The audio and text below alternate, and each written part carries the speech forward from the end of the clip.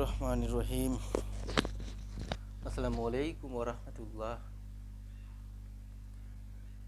আজকে জীবে পরিবহনের সপ্তম ক্লাস, রক্ত সংবহন তন্ত্রের কয়েকটি রোগ।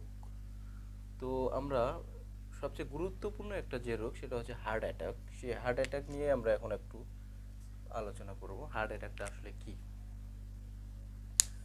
হার্ট মানে আমাদের হৃৎপিণ্ড। আমরা জানি রক্ত সংবহন তন্ত্রের গুরুত্বপূর্ণ একটা অঙ্গাণু হচ্ছে আমাদের হৃৎপিণ্ড। প্রতিনিয়ত আমাদের রক্ত পাম্প করতেছে। রক্ত আমাদের সারা শরীরে যাচ্ছে, আবার ফিরে আসতেছে। এখন হার্ট অ্যাটাকটা আসলে কি?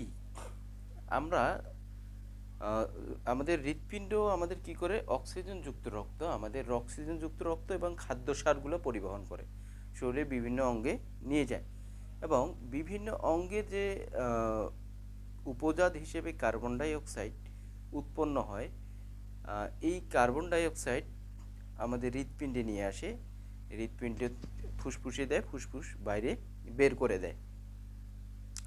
তাহলে এই কাজটা করতেছে কিন্তু আমাদের হৃৎপিণ্ড। এখন এই যে হৃৎপিণ্ড আমাদের যদি কোনো কারণে হৃৎপিণ্ডের পাশে করোনারি হার্ট অ্যাটাক যেটাকে আমরা বলা হয়, যদি চর্বিযুক্ত কোনো চর্বি জমা হয়ে থাকে আমাদের করোনারিতে, সাধারণত যদি আমাদের চর্বি জাতীয় চর্বি যদি যুক্ত হয়ে থাকে, অর্থাৎ চর্বি জমা হয়ে থাকে, সেক্ষেত্রে কি হবে? সেই ক্ষেত্রে অক্সিজেনযুক্ত রক্ত ঠিক মতো পাবে না। কে পাবে না? হৃৎপিণ্ড। যদি এটা বাধাগ্রস্ত হয়, অক্সিজেনযুক্ত রক্ত যদি প্রবেশ বাধাগ্রস্ত হয় কিছু সময়ের জন্য, তবে হৃৎপিণ্ডের যে পেশি এগুলো ক্ষতিগ্রস্ত হয়। এটাকে বলছি আমরা হার্ট অ্যাটাক। তাহলে হার্ট অ্যাটাক কি? হৃৎপিণ্ড যদি প্রয়োজন মাফিক যদি রক্ত না পায়, অক্সিজেনযুক্ত রক্ত প্রবেশ ঠিকমতো করতে না পারে, সেক্ষেত্রেই কিন্তু এই হৃৎপিণ্ডের পেশিগুলো ক্ষতিগ্রস্ত হয়। আর বিভিন্ন ধরনের পেশি ক্ষতিগ্রস্ত হওয়াটাকেই বলা হচ্ছে হার্ট অ্যাটাক। তো এই জন্য কিন্তু কিছুক্ষণ হার্ট বন্ধ হয়ে থাকে, অনেক সময় মানুষ মারা যায়। আবার হার্ট অ্যাটাক করে যদি কোনো কারণে মানুষ বেঁচে যায়, তাহলেও তার বিভিন্ন সমস্যা দেখা দেয় আর কি। তো এখন হার্ট অ্যাটাকটা আসলে কেন হয়? আমরা আমাদের ডেফিনেশনেই বুঝলাম যে চর্বি জমা হয়, তার মানে স্থূলতা একটা বিশাল প্রবলেম। এবং আমাদের খাদ্যাভ্যাস যদি এমন হয় যে যার কারণে আমাদের শরীরে চর্বি জমা হয়, সেক্ষেত্রে কিন্তু আমাদের এই হার্ট অ্যাটাকটা হতে পারে। এখন এই হার্ট অ্যাটাকটার কারণটা কি? আমাদের শরীরে যদি অনিয়ন্ত্রিত গ্লুকোজের মাত্রা বেড়ে যাওয়ার কিন্তু একটা প্যারামিটার আছে, এটা একটা নির্দিষ্ট পরিমাণ আছে, যেটা আমাদের শরীরে থাকলে আমাদের সমস্যা নাই, কিন্তু এর থেকে যদি বেশি হয়, সেক্ষেত্রে আমাদের কিন্তু হার্ট অ্যাটাক হওয়ার সম্ভাবনা বেড়ে যায়। তারপর অস্বাস্থ্যকর খাদ্যাভ্যাস, অর্থাৎ খাদ্যর মধ্যে আমাদের যদি স্বাস্থ্যকর খাবার না খাই, সেক্ষেত্রে হার্ট অ্যাটাক হওয়ার সম্ভাবনা থাকে। তেলযুক্ত খাবার খাওয়া, অলস জীবনযাপন করা, দুশ্চিন্তা, বিষাদ, ফাস্ট ফুড খাওয়া, আমাদের বিশেষ করে আমরা পিৎজা, বার্গার এগুলো খুব বেশি পছন্দ করি ইদানিং।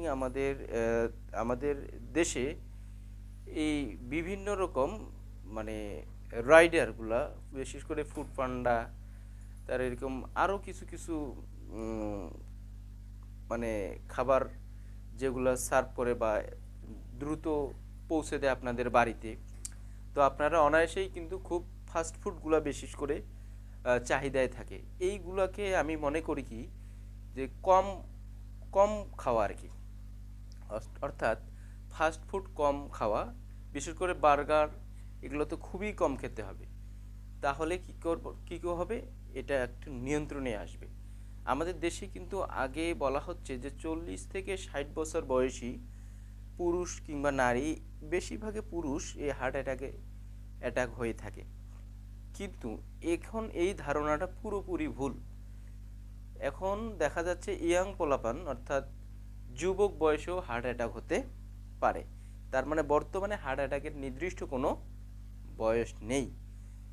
ধূমপানও একটা কারণ হচ্ছে, হার্ট অ্যাটাকের একটা কারণ হতে পারে। এই হচ্ছে আমাদের কারণ। তাহলে এবার আসুন যে লক্ষণগুলো আসলে কি কি। একটা মানুষের কখন বুঝতে হবে যে তার হার্ট অ্যাটাক হওয়ার সম্ভাবনা আছে, সে কোন লক্ষণগুলো দেখে চিহ্নিত করবে বা আগেই সে ডিসাইড নেবে যে না আমার হার্ট অ্যাটাক হতে পারে, এই জন্য আমাকে কিছু নিয়ম পরিবর্তন করা দরকার। সেটা হচ্ছে বুকে অসহনীয় ব্যথা হতে পারে, বুকের মাঝখান এই বরাবর ব্যথাটা সাধারণত হয়ে থাকে। এই ব্যথাটা প্যারাসিটামল খেয়েও কিন্তু ব্যথা যায় না। এই ব্যথাটা আস্তে আস্তে গলায় আসতে পারে কিংবা বাম হাতেও ব্যথা হতে পারে। তাহলে যদি আপনাদের বুকে ব্যথাটা প্যারাসিটামল খেয়ে বা কোনো ওষুধ সেবন করেও যদি না কমে, সেক্ষেত্রে আপনারা আবার এই ব্যথাটা যদি আস্তে আস্তে বাম হাতে কিংবা গলায়ও চলে আসে ব্যথাটা, তাহলে আপনারা অবশ্যই ডাক্তারের শরণাপন্ন হবেন। এবার আসলে লক্ষণগুলা আসলে কি, লক্ষণগুলো এখন আসো। লক্ষণগুলো এটা তো বললাম। এছাড়া মানে চাপ, নিজের মধ্যে অনেকটা চাপ, অস্থিরতা কাজ করতে পারে নিজের ভিতর। কোনো বেশি খুব টেনশন একটা নাই, তারপরও মনে হচ্ছে যে আমাদের ভিতরটা বুকে কি জানি একটা চাপ দিচ্ছে, এমনটা হতে পারে। এবং প্রচুর পরিমাণে ঘাম হতে পারে। এবার আসো প্রতিকার। আমরা আসলে কিভাবে এটার প্রতিকারটা করতে পারি। প্রতিকার করার আগে আমাদেরকে ইসিজি করে নিতে হবে। ইসিজি করে নিলে কি হয়, মানে যদি কোনো সমস্যা থাকে সেই সমস্যাটা বোঝা যায় যে না, হার্ট অ্যাটাকের সম্ভাবনা আছে। রক্তচাপটা নিয়ন্ত্রণ করতে হবে, ভাজা পোড়া খাবার খাওয়া বন্ধ করতে হবে, ফাস্টফুড খাওয়া বন্ধ করতে হবে, টাটকা সবুজ শাকসবজি খেতে হবে, রক্তচাপটা নিয়ন্ত্রণে রাখতে হবে। এই কয়েকটা কাজ যদি আমরা করতে পারি, সেক্ষেত্রে আমাদের হার্ট অ্যাটাকের সম্ভাবনাটা একটু কমে যায়। তো আজকে এ পর্যন্তই, দেখা হবে অন্য কোনো ভিডিওতে।